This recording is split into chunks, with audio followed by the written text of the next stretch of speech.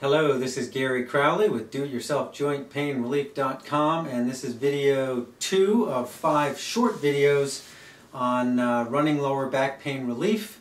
And what we're trying to do here is run through the 5 main culprits that generally cause lower back pain while you're running. Having you go through them with me, hopefully you realize which ones are your issues, and then you come back and do the stuff I showed you. So video 2 here, we're going to show you how to release your hips and stretch and assess if they are in fact released. Video 1, we did your hamstrings, which are, I think, usually the biggest causes of lower back pain when you're running. And your hips here, these big strong muscles in your hips, basically this is your tailbone, this bone here that we all have and you can feel.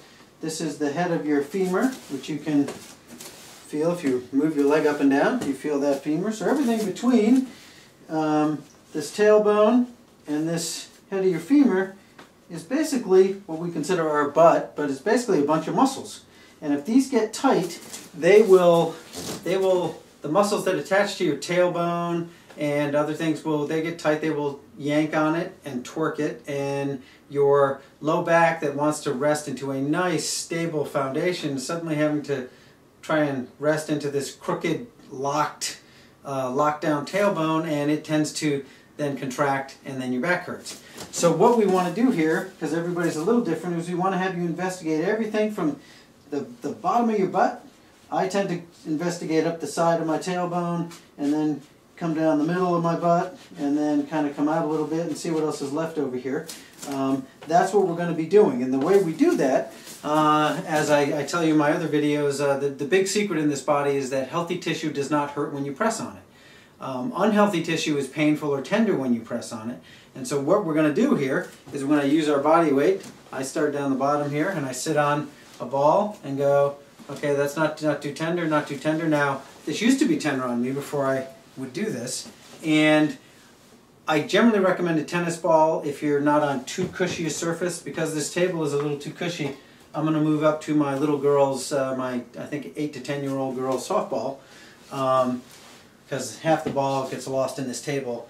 So there's a nice tender spot on me, okay? And all I did was sit on it and go, oh yeah, that's tender. That's not like the other tissue right next to it that doesn't hurt when I press on it. And I put as much body weight into it as I can relax into, and then we're not rolling on the ball. What we're doing is we're having that ball pressed directly into that tight spot, and then we're going to make that tissue that we're pressing into move, and the way we do that is by moving your leg, because that other side of that tissue attaches to the head of your femur, your leg bone. So if we move this leg bone enough, yeah, right there, see, that is actually a very good spot that I'm finding that I didn't even know was there. I've probably been sitting on my computer too much, and that just let go a little, so I moved over about probably a ½ inch, and now I'm doing that. And now as that lets go, and again, my body's used to this. It may take you a little longer. I've been doing this for so long, my body just says, oh, he's doing that again. Just release it, because he'll keep doing this until it releases. But that's the game. So you want to find all these tender spots all along here, and you may have to get in different positions to get that body weight in there. If it's, now that's not a painful spot for me, but which is why I can put my entire body weight into it. But you might find different angles and things to get in and stuff. There's a little spot, and then it releases. So when you press into that one spot and make that tissue function, your cerebellum at the top of your brainstem says, oh, we need that muscle freed up because they're actually going to use this thing. And so that's what you're doing. You're investigating all the way around, and when you do both sides and release all that tender tissue you can, then you want to basically assess how free your pelvis is. And my little trick is to then do some stretches on these. I basically do 2 stretches. One, I cross one leg over the other with my knee flat, with the arm of the leg that's bent. I just reach over my shin and then reach through, and I pull on this leg toward me, and I can feel if that muscle is completely released. If it's not, I'm going to feel some tension in here. Like the other day I did this, and I felt something right about there. So I got up, got my ball, found that spot. Oh yeah, there's something. Oh, that's a deep one. It was actually pretty deep, which is why I didn't get it the first time around. And then I really focused on it, moved my leg, let it go, or at least I thought I let it go. Came back, again, legs crossed, arm, same arm as the leg that's crossed, goes over your shin, pull it toward you, and then it was gone. But I checked, I discovered it by stretching it. Now the other one I do is a seated, kind of modified pigeon pose in yoga, but your legs are at 90 degrees. You just lean forward basically over this ankle, and you'll sometimes feel it here, but you generally feel it deep in your butt if you're doing it right, or at least that's where the stretch is aimed. Now right now I'm not feeling any tension here.